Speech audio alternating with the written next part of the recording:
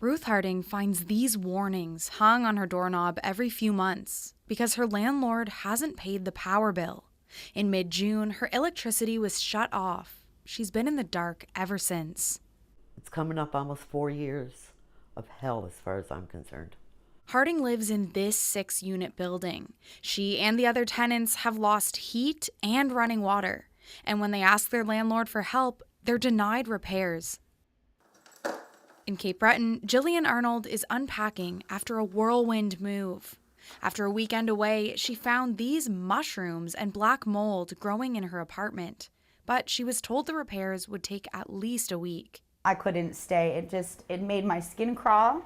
And I could just imagine what it was doing to my lungs and my respiratory system. Before ending her tenancy with help from her doctor, she asked the province and her municipality for help, but was just passed back and forth with no resolution. As you can imagine, I was quite confused at this point and didn't know where to turn. A CBC investigation has found 2/3 of municipalities in Nova Scotia do not have bylaws to deal with living conditions inside rental units.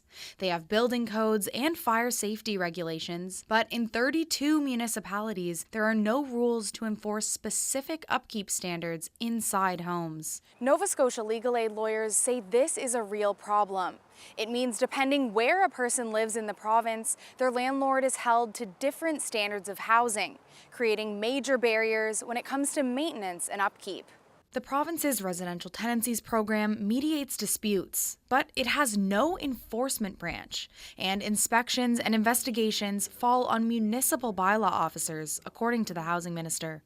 In terms of these questions about individual units and what's happening there, this is an area that is best managed at a local level, and the municipalities have responsibility to do that.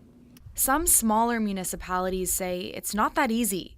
They struggle with a lack of resources and enforcement.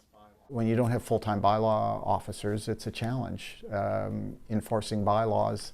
So you can create bylaws, but if you don't have the capacity to enforce them, they're not of much use to anybody, right?